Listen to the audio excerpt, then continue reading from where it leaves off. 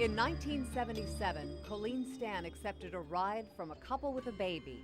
She was 20 years old and hitchhiking. I felt that this was a good ride and a safe ride after evaluating the situation, so I hopped in the car and thought everything was going to be great.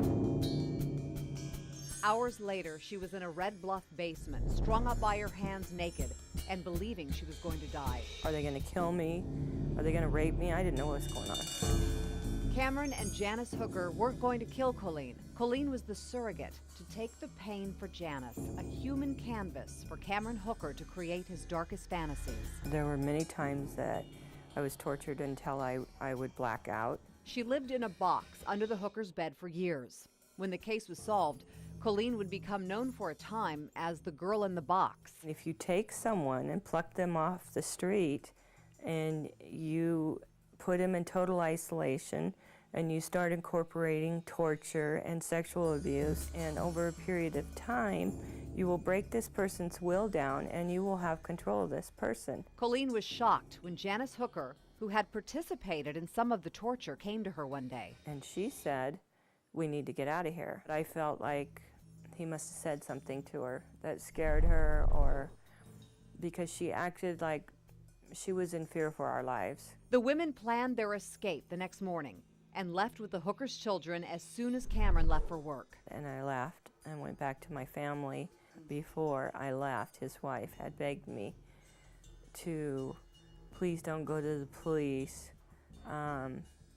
He says he's going to change.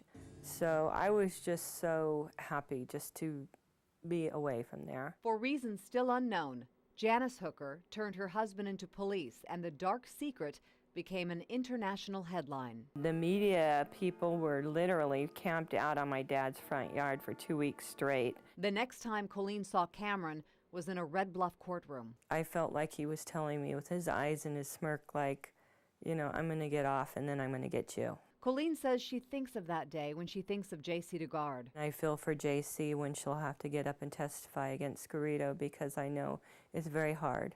It's not an easy thing to do. They're sitting right there, you know, and you have to recount horrible things, word for word, act per act. I mean, there was a lot of times that I felt like I was the one on trial. Hooker was convicted. His wife Janice cut a deal giving her immunity. With Cameron in prison, Colleen turned to her family and to a therapist who spoke the words she desperately needed to hear. You did everything right because you're alive today. JC, you know, she needs to know that she didn't do anything wrong. Everything she did was right, because otherwise she wouldn't be alive today. Colleen found love with the man she trusted, and the birth of her daughter healed more wounds. When you're focused on being a parent and on your child, you know, all those other things just fall away. So it was very healing for me, and I'm very glad that JC has her daughters. Today, Colleen ministers to women in prison and dreams of opening a halfway house to help more women. Her dark years with the Hookers have faded. But with the release date for Cameron Hooker looming, Colleen wonders what will happen when he is no longer confined to his own cage. He will just be let out and assigned a parole agent, and they've told me that they will watch him.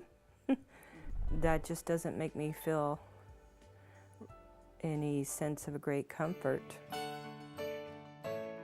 Any discomfort she feels from Hooker's impending release is overshadowed by the joy she takes from her life now. You just have to enjoy and take advantage of every breath and every moment you have of life, because it's a true gift. I wouldn't trade my life for anything.